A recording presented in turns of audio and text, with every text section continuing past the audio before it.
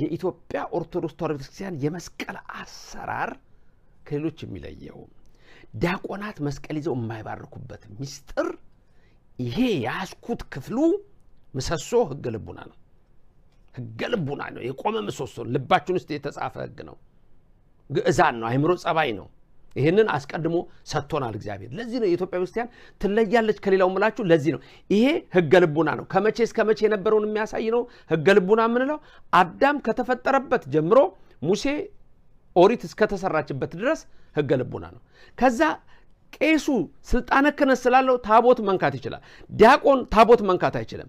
ቄሱ መስቀል ይዞ መባረክ ይችላል። ዲያቆኑ መስቀል ይዞ መባረክ አይችልም። መስቀል ይዞ ሊቀድስ ይችላል። ያን የመጾር መስቀል የምንለውን ማለት ነው። እንደዚህ ከቶ ይዞ ተንስኡ ጸልዩ ሊል ይችላል። ይሄን ይዞ ግን አይባርክም። ቄሱ ግን ይባርካል። ለምን ስትሉኝ ይሄ ሕገ ልቡናው ነው።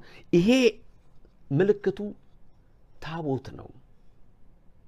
የኢትዮጵያ ኦርቶዶክስ ተዋሕዶ ቤተክርስቲያን ልዩ ናት ወገኖቼ። ካላወቅነው አናቀውም። አያችሁ ድፍን ካለ ድፍን ነው። በተለይ በዚህ ዘመን አሁን አብዛኛዎቹ የውጭውን ነገር ብቻ ስለሆነ የሚያዩት የራስን ሳያውቁ እኮ የውጭ መናገር ራሱ ማወቅ እኮ መጀመሪያ ራስን ነው ማወቅ። ባዶ የሆነ ብርጭቆ ምንም ሊሞላ ይችላል ብያችኋለሁ ከዚህ በፊት። ውሃን ብትሞሉት ውሃ ነው፣ ኮክን ብትሞሉት ኮክ ነው፣ ቡና የምታደርጉበት ቡና ነው፣ ሻይ ብታደርጉት ሻይ ነው፣ ይሞላል። መጀመሪያ በራስ እምነት መሞላት ያስፈልጋል።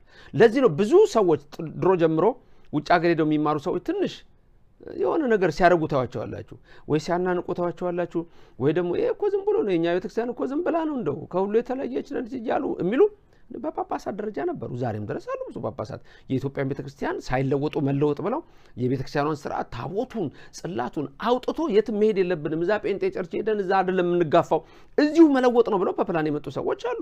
ሁለተኛ ደግሞ እንደውም ሲወጡ አትውጡ ብለው የሚያስገቡ የሚያስመልሱ አሉ።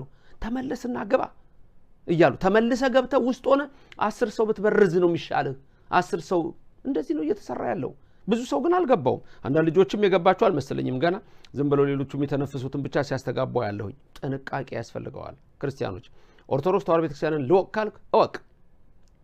ይሄ ነው ትልቁ ነገር። ስለዚህ ይሄ በየትኛውም ላይ የምታዩት ታቦቱ ነው፣ ምሳሌ ነው። የታቦቱን ቅርጽ ነው የሚያሳያችሁ። ተመልከቱ። ዲያቆን የማይዝበት ምክንያትም ይሄ ነው። ስልጣነ ክህነት የሌለው ታቦት መንካት አይችልም። ታቦት ማክበር አይችልም። ስጋና ደሙን መፈተትና መባረክ አይችልም። ዲያቆን መጨረሻ ላይ ደም ሊያቀብል ይችላል።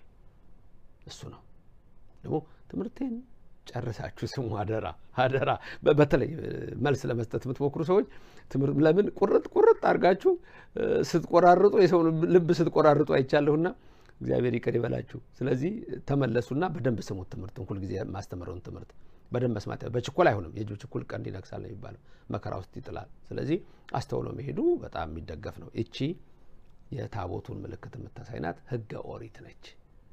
ሕገ ኦሪት ነች። እዚህ ደግሞ የምታዩት ሕገ ወንጌል፣ ሕገ ክርስትና፣ ተስፋ ኢየሱስ ክርስቶስ መንግስተ ሰማያትን ነው የምታዩት። ደሙ እዚህ ላይ ነው በቃ ያለው። ስለዚህ መስቀልን በምንይዝበት ጊዜኛ ሕገ ልቡናው አለ፣ ምሰሶው በልባችን የተጻፈ ሕግ አለ።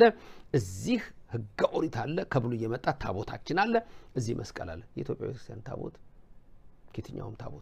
ከየትኛውም ዓለም ልዩ ነው።